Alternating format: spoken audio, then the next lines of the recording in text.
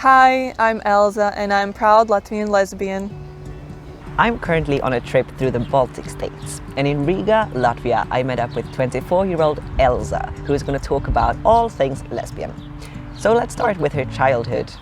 I grew up playing with both Barbies and cars and like Legos and everything, and at the time I was playing with like Barbie dolls, like even just Barbie with Barbie or like Ken with a Barbie or like Ken, because I didn't really know the norm. I didn't know like the normal families, traditional families, whatever. And then growing up, my friends started to ask me, so which boy do you like, or are you dating anyone, everything like that. Also family, everyone's pressuring, okay, but which boy do you like? I was stressed because I didn't really like any boy in that sense. So I would usually just pick a boy that was popular or something, or everyone liked. Teenager years, I actually did go on dates with guys. I mean, it was okay. They're people. I mean, I've kissed also quite many guys, but it was never like in the movies. Never like in the movies, you know, never sparks flying and just the butterflies. Until one time I met this one girl. Suddenly, yeah, I was like very happy when she would message me, text me, and we would meet and stuff. And then one day I was just walking after meeting her, and I had this like wow realization. I have a crush.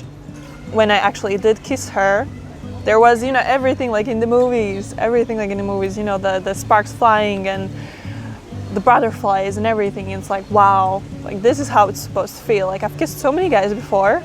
It was never like this.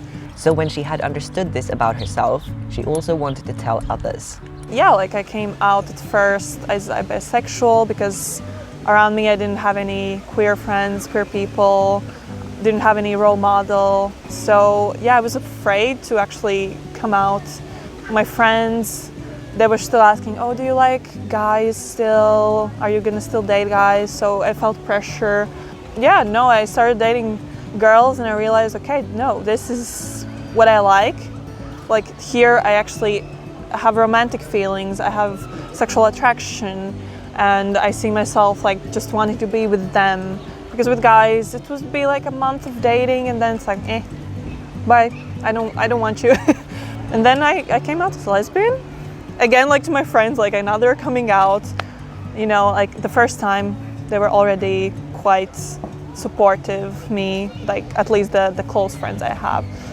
And then I came out again and they just said, Elza, we love you, we support you. Still, nothing has changed. It is kind of common for gays and lesbians to come out as bisexuals first, which is kind of hurtful to the bisexual community. So Elza wants to touch on that a little bit. The problem is, of course, like there are some people who don't believe in bisexuality. I do believe in bisexuality, it's very valid. For me, it was just this like safer way to come out at first. People still sometimes say, oh, bisexuals just kind of choose, or they're just halfway gay or halfway lesbian. It's not true. I still know some bisexuals, but yeah, myself, I'm not. One thing that Elza has struggled with a little bit is the expectation that other people have of what a lesbian is supposed to look like. There's this pressure and like stereotypes, how you should look, how you should act, what you should do. Because I think I'm quite feminine. I like long hair, I like makeup, I like feminine clothing. For me, a lot of people have just said, but you don't look gay. You don't look like a lesbian. Yeah, I mean, what can I say? Like, sorry? This is who I am. I know myself. I am a lesbian, yes. This is not a phase or whatever you think it is. We all can look how we look. I've always liked my long hair. I mean, now I have quite actually shorter hair. I had longer hair before. It was like my security blanket. And sometimes, yeah, I do want to maybe look more gay, because also the struggle is, as I am so feminine, girls don't believe I'm gay and they don't hit on me, you know? And then the struggle is when I'm going out with friends, I have this struggle, do I dress feminine, do I dress masculine? How do I dress to attract actually women, not men, but women? When it comes to laws, Latvia isn't the best place to live if you're outside of the norm, sexuality-wise. In Latvia, sadly, we don't really have any laws that protect us right now. So we've had some hate crime happening against LGBT people in Latvia, and usually police just brushes it off. They don't really see it as a hate crime against like LGBT people. They don't see it as homophobia. Because yeah, Latvia is still quite homophobic, the older generation. The youngsters now, we are trying to improve the situation. I know a lot of people trying to get into politics and actually making a difference. I myself am a volunteer in Actor Rainbow. Also, we're trying to make these events, workshops, all kinds of events just to make the safe space and everything, so we don't feel so alone. There is one law that is on the agenda that the whole community is currently fighting for. Still, we're going to protest, trying to at least get this civil unionship in Latvia, dzīves biedri. I mean, fingers crossed that it happens sometime soon, so at least we have something to protect us here, because this is my country. I was born and raised here, and I mean, I do want a family in the future. I do want to marry, I do want to have a family. Let's dive a bit deeper into what specifically the lesbian community is like in Latvia. Yeah, the lesbian community in Latvia is quite sad. Yeah, so I have dated like quite long-term-ish 2 people. One was a girl and one was non-binary. The first girl I met at my workplace, still in the closet and everything, but yeah, we dated. And then the second I found through Actor Rainbow. And now I'm single.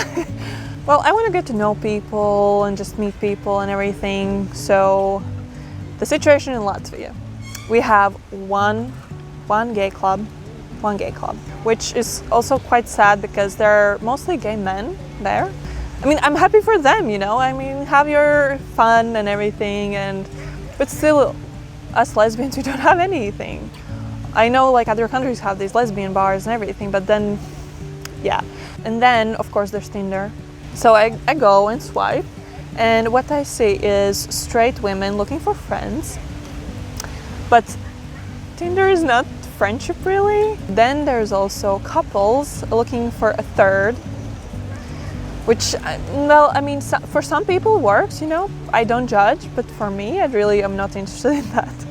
And also, the Latvian lesbian community is very, very small, so everyone knows everyone.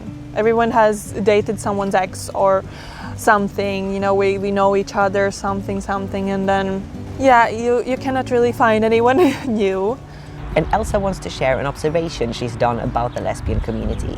And what I see with lesbians, they stay friends with their exes. I mean, I get it in this economy, you know, you have to really save money and everything, you know, the rent is a lot and everything, the bills are high. So I get it, like you live together with your ex, your roommates, but you don't really see that in straight relationships, like heterosexual relationships. When I started dating this previous partner, they were very close with their ex, which at first was a bit scary. I didn't really understand it. I was a bit, you know, of course, jealous and insecure and everything. How come? Because I didn't stay friends with my ex. Later, I realized, okay, they're friends, you know, they're too, very close, like family, I get it. And then it's a bit weird, you know, you're friends with your partner's ex. And then now the situation for the last month was me living together with my ex and her ex. We call it the ex's house. I asked Elza why she thinks this is pretty common for lesbian couples, but not for straight couples. I will say something that's probably a bit mean or something, but I think women are a bit more mature maybe, and we can, I don't know, maybe separate some things. Like we have this love for each other and then, okay, you break up, but if there's no drama, if it's mutual, you still love this person, you care for this person.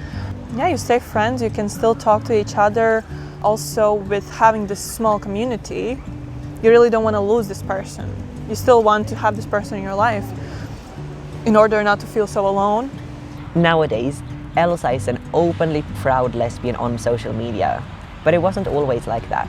So with my first girlfriend, as she was still in the closet, which I totally understand, you know, the coming out should be done when you feel safe, when you actually want to do it.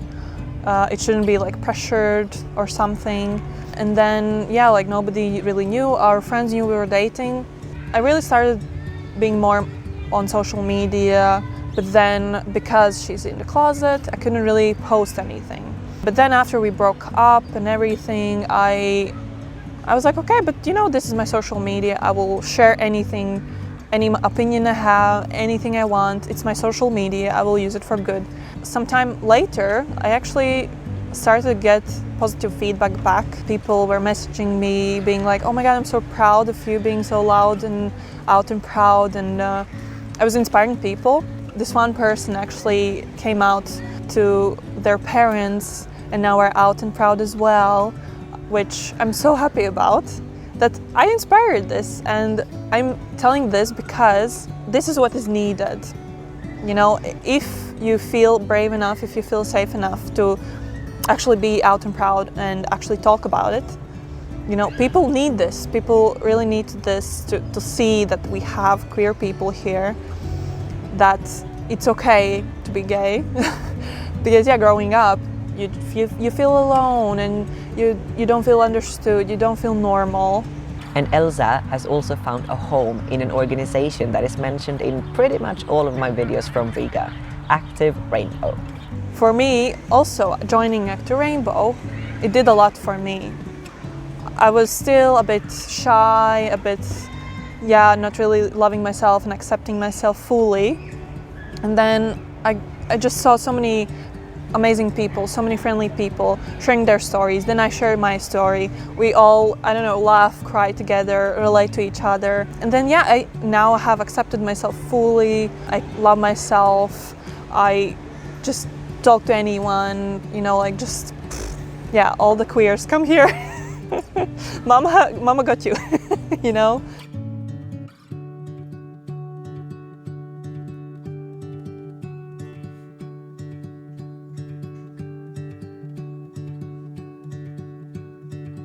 If you enjoyed watching that video, please like, comment, subscribe and share the video. I really appreciate you showing your love in that way. If you also want to support the channel financially, that's possible via Patreon, but really no pressure. See you next time!